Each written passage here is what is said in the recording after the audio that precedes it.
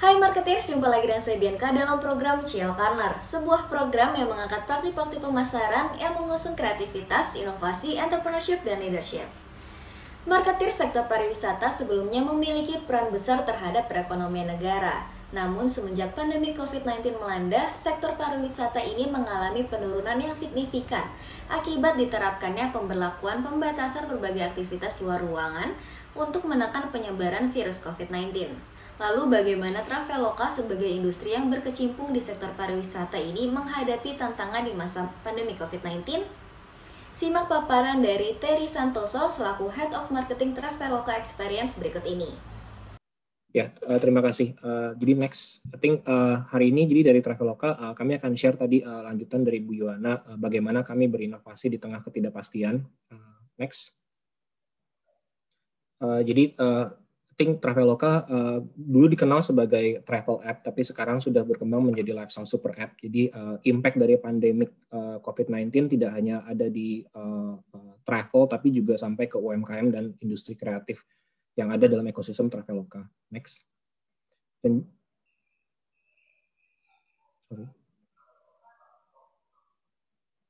ya, dan nanti kami akan juga share perbedaan impact antara negara. Jadi kami ada di 7 negara, jadi sedikit berbeda ceritanya antara Indonesia dan negara Asia Tenggara lainnya. Next. Oke. Dalam menormalisasi badai yang terjadi di pandemi COVID-19, ada 3 langkah yang dilakukan oleh Traveloka saat pandemi itu menyerang, terutama di bulan-bulan Februari dan Maret 2020. Next. Kita tahu mungkin kalau di Game of Thrones itu winter is coming ya, dan buat Indonesia it was Maret 2020. Dan ini dari berbagai macam sumber kita tahu impact untuk travel dan sektor turis dan pariwisata aja sudah 5,5% dari PDB nasional, dan secara angkatan kerja sudah 10%, dan ini belum mengikut sertakan impact secara tidak langsung ke ekosistem pariwisata dan ekonomi kreatif yang lebih besar. Next. Langkah pertama yang kami lakukan saat itu adalah pertama damage control. Saat Maret 2020 pandemi COVID-19 masuk ke Indonesia, kami fokus ke pusat badai, dan saat itu juga pusat badainya di mana? Pusat badainya ada di permintaan refund. Kami mengalami lebih dari 10 kali lonjakan permintaan refund dalam 1 bulan setelah pandemi terjadi. 50% dari karyawan, termasuk manajemen, senior manajemen itu saya sendiri juga ikut serta turut kita menjadi relawan, jadi beralih fungsi ya, yang tadinya kerjanya di masing-masing divisi, setengah dari tim dialihkan untuk menjadi membantu tim pelayanan konsumen untuk percepatan kasus refund. Dan akhirnya di bulan Agustus 90% kasus refund selesai, diikut sertakan dengan peluncuran self refund system, dan ini salah satu inovasi di awal pandemi yang kami lakukan untuk mengurangi rasa khawatir dari masyarakat. Next. Langkah kedua yang kami lakukan di berbagai macam tim, kami mencoba untuk melihat kondisi pasar untuk menyeragamkan ritme organisasi dalam mengarungi badai pandemi COVID-19. Sehingga di sini salah satu contohnya kita buat monitoring sistem setiap harinya, bagaimana makro dan mikroekonomi dan juga kondisi partner-partner, mitra-mitra Traveloka, serta sentimen dari konsumen-konsumen Traveloka. Next. Dan yang ketiga, kami mulai untuk menjadi change agents ya, untuk kembali bangun ritme bagaimana membangun strategi pemasaran yang baru dan juga taktis untuk memperbaiki pasar. Dan hasilnya dalam 1 kuartal sejak pandemi menyerang Indonesia di bulan Maret dan juga negara-negara Asia Tenggara, secara overall 80% dari bisnis kembali dalam periode 1 kuartal, dan kemudian dalam periode 2 bulan sejak penanganan refund ini terjawab dengan adanya tingkat kepuasan konsumen untuk pengurangan rating negatif akibat refund yang terjadi. Next. Tapi tidak berhenti di situ saja. Yang penting adalah sekarang saat badainya sudah mulai bisa ritmenya sudah mulai bisa disesuaikan dengan pusaran badai. Bagaimana Traveloka berserta dengan mitra-mitra Traveloka berinovasi untuk bisa mengarungi apa yang kita sebut sebagai new normal ya. Dan di sini ada 3 resep dan juga mungkin satu happy virus ya untuk melawan virus COVID-19 yang ingin saya ceritakan. Next. Jadi 3 resep, sebelum 3 resepnya tadi untuk menyambung juga dari Ibu Yohana, benar sekali apa yang disampaikan oleh Kemenparekraf. Perubahan pasar banyak, tapi kalau bisa summary-kan di Traveloka untuk 3 perubahan besar yang paling besar setelah 1 tahun mengarungi pandemi. Pertama adalah konsumen atau masyarakat lebih selektif dan berencana. Kalau sebelumnya hanya melihat harga dan juga melihat apa yang menjadi trending dan impulsif, sekarang masyarakat lebih selektif. Ini dibuktikan dengan search volume di Traveloka yang meningkat setelah pandemi. Kedua, perencana. Jadi yang tadinya lebih banyak same day booking kita sebutnya atau biasanya 1-2 hari, 1 dan hari yang sama mereka book, kemudian mereka pergi atau mereka pergi ke menginap di hotel.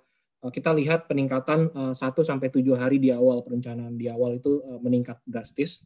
Yang kedua, benar juga wisata lokal lebih di-appreciate dan hidden gem itu juga lebih, karena mobilitas terbatasi, sehingga masyarakat lebih mencari explore apa yang ada di sekitar mereka. Dan ini bukan sekedar apa yang trending, tapi apa yang memang menjadi hidden gem di masing-masing wisata. Contoh misalnya di Pacitan, ini real case, di Pacitan ada wisata Sungai Maron, dan itu wisata yang baru ya, yang mungkin sebelum pandemi belum banyak orang yang masyarakat yang tahu tentang Sungai Maron.